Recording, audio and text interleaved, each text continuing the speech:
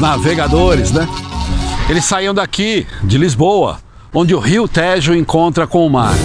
Os heróis do mar estão todos aqui no monumento que marca o ponto de partida, o padrão dos descobrimentos.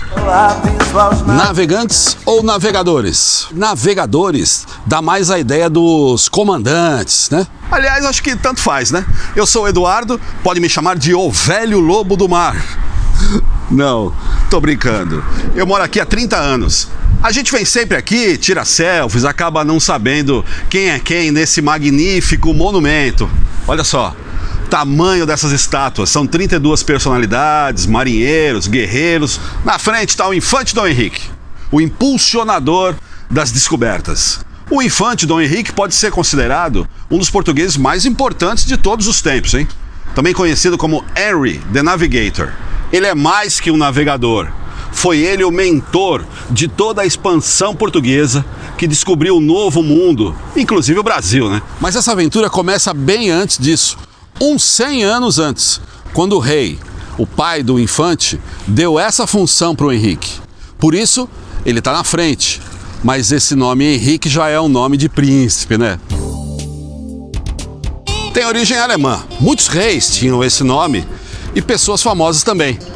Henrique VIII, Henrique Fogaça, Bruno Henrique, Paulo Henrique Amorim, Fernando Henrique Cardoso, Henrique Juliano. E infante vem de infantil, ou seja, é um príncipe criança que provavelmente não será o herdeiro do trono, já que a coroa fica na cabeça do filho primogênito, o mais velho. Ele era o quarto filho do rei Dom João I, o mestre de Avis. Quer ver outro Henrique? O Henry, da Inglaterra. Na sucessão, primeiro está o pai dele, o príncipe Charles, depois o irmão William e depois os filhos do William. Bom, fora essas brigas, essas disputas de quem vai pegar o trono, quem vai governar, o que sempre dá briga entre os irmãos, os infantes são responsáveis por desenvolver outros projetos. E o do infante Dom Henrique foi navegar, organizar a frota, as viagens. A guerra com a Espanha tinha parado um pouco, mas a costa de Portugal estava cheia de piratas. Quer dizer, a guerra era constante, né?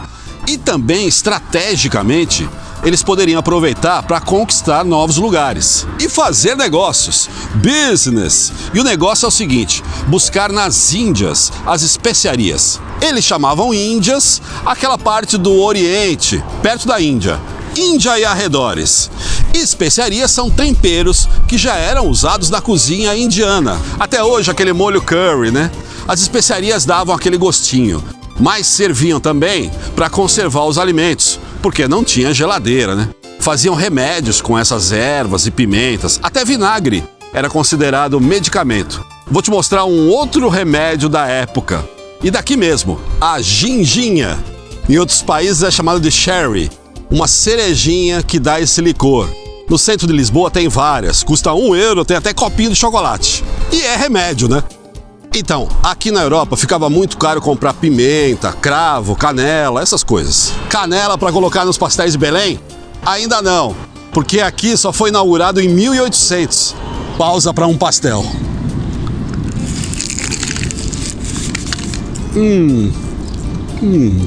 Eles ficam aqui perto do padrão dos descobrimentos. A Torre de Belém é aqui também, porque o bairro chama Belém.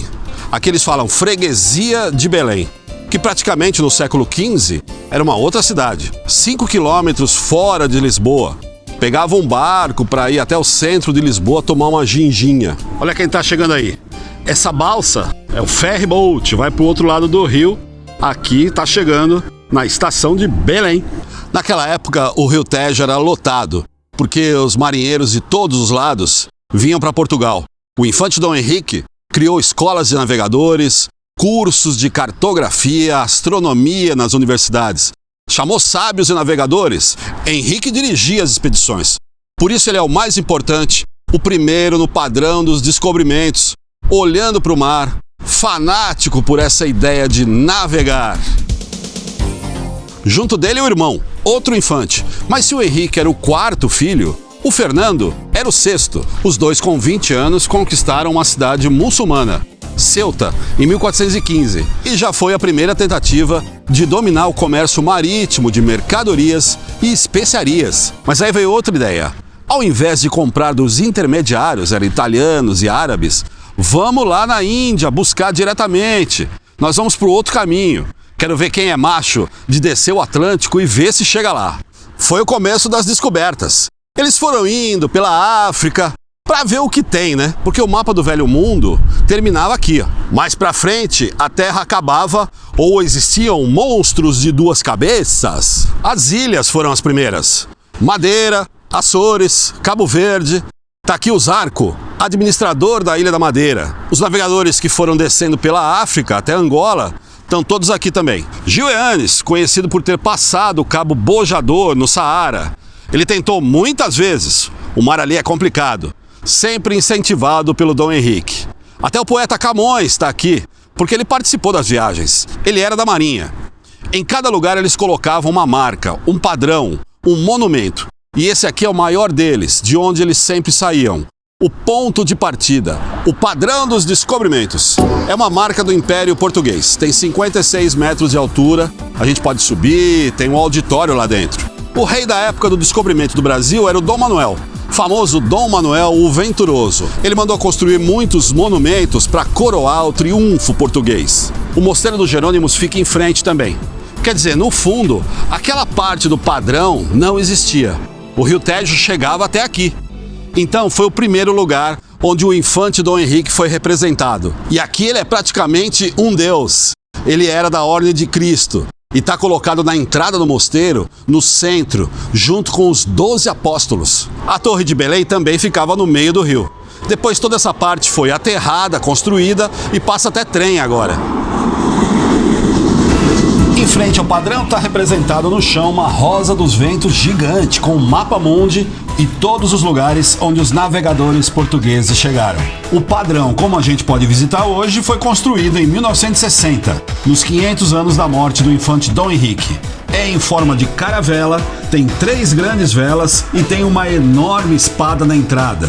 O infante Dom Henrique está na proa da caravela segurando um mapa na mão esquerda e uma caravela na sua mão direita. Atrás, muitos que colaboraram, navegadores, guerreiros, poetas, cientistas e aqueles que seguiram o seu caminho. Desse outro lado estão os maiores navegadores. Um rei, o Afonso V, sobrinho do infante, e que ficou conhecido como o africano porque conquistou a África.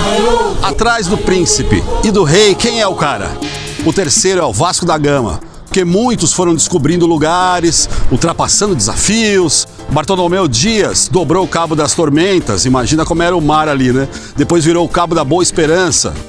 Conhecido dos brasileiros também, esse aqui, ó, Martim Afonso de Souza, chefe da primeira expedição colonizadora do Brasil. Chegando mais perto do Vasco, aqui Fernando de Magalhães, o cara que deu a volta ao mundo, ficou 3 anos no mar. Mas o Vasco da Gama, com 30 anos, chegou até a Índia. Isso mudou a história da Europa e os portugueses passaram a dominar um precioso negócio e a ganhar muito dinheiro. O almirante Vasco da Gama também ficou rico no fim de 1499. E no começo do ano o vento soprava em direção ao Brasil. Então o rei mandou acelerar porque Pedro Álvares Cabral iria para a Índia com escala no Brasil. Tá aqui o Cabral, é a 4ª estátua. Mas essa é uma história para um próximo vídeo.